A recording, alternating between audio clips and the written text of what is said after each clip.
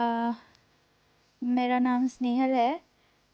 और मैंने योगेश्वरन सर से कुछ महीने पहले वॉइस ओवर का कोर्स खरीदा।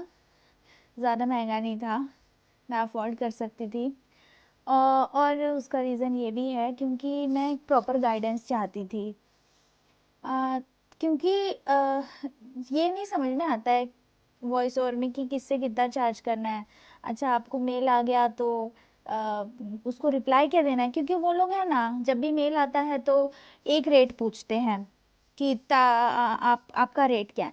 बट हमारा रेट डिफर करता है ना, जैसे अगर ब्रांड्स का है तो अलग है, डॉक्यूमेंट्री का है तो अलग है, यूट्यूब क्लाइंट्स का है तो अलग है। वो लोग बोलते हैं कि एक रेट बताओ। एक रेट कैसे बता सकते हैं जब उनको प्रॉफिट अलग अलग होता है, तो हमको भी तो प्रॉफिट अलग अलग होना है ना।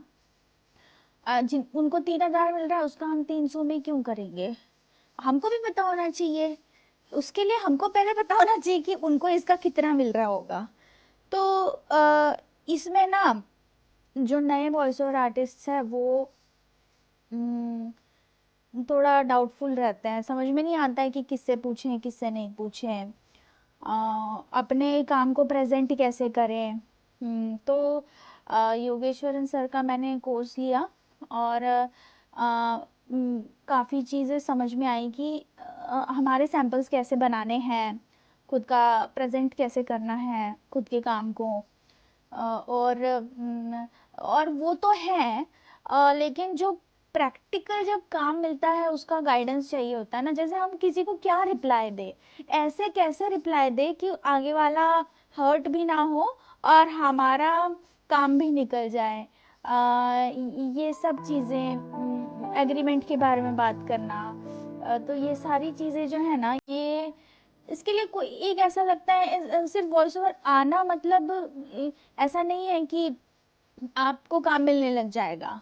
आप क्लाइंट्स बेस बना लोगे। वॉइस वॉइस ओवर आना तो पहली सीढ़ी है। वॉइस ओवर आने के बाद में क्लाइंट्स को डील कैसे करना है, खुद का काम कैसे दिखाना है, प्रेजेंट करना है, ये सब बाद में आता है। तो यहाँ पर मैं तो अटकती थी। अब मेरे को हमेशा लगता था कि मेरे को इस काम का कितना रेट चार्ज करना चाहिए। ये लेवल का क्लाइंट है तो अ, हमें ऐसा लगता था कोई तो हो जिससे मैं पूछूं, जिसने इंडस्ट्री में काम किया है और मुझे गाइड करे। तो मेरी बात योगेश्वरन सर से होती थी। एक दो बार मैंने सर से पूछा था, बट बाद में मुझे पता चला कि अच्छा, सर का कुछ कोर्स भी है, तो मैंने सोचा ले ही लेती हूँ, क्योंकि वो देखने के बाद तो थोड़ा आइडिया आ जाता है अच्छे से। और उसके बावजूद भी वो तो ठीक है, वो तो जो है वो मटेरियल। बट जब पर्सनल गाइडेंस चाहिए होता है तब भी सर अच्छे से गाइड करते हैं।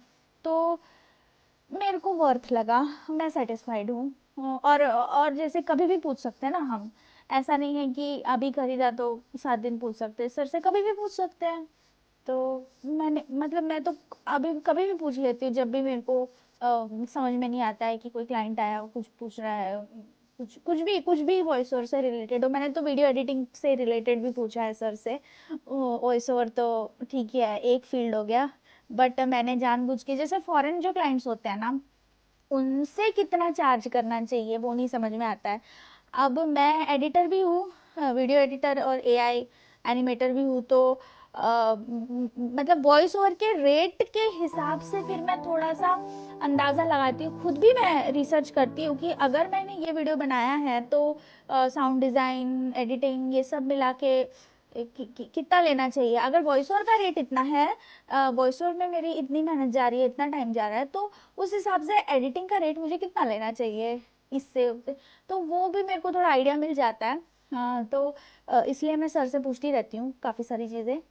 तो ओवरऑल तो मैं सजेस्ट करूँगी, अगर आप लोग भी नए हो, आपको भी गाइडेंस की ज़रूरत है, तो सर से तो लीजिए कोर्स, क्योंकि महंगा तो है नहीं। और जब काम मिलता है, मैंने तो जब सर से लिया ना कोर्स, उसके जस्ट कुछ 2-3 दिन में मुझे अमेजोन का काम मिल गया। जितना मैंने ऑफिसर की फीस में डाला उससे मैंने अराउंड डबल नहीं बट 1.5 टाइम्स तो उसी में से कमा लिया। तो आ, मैं सजेस्ट करूँगी आप भी लो, ठीक है।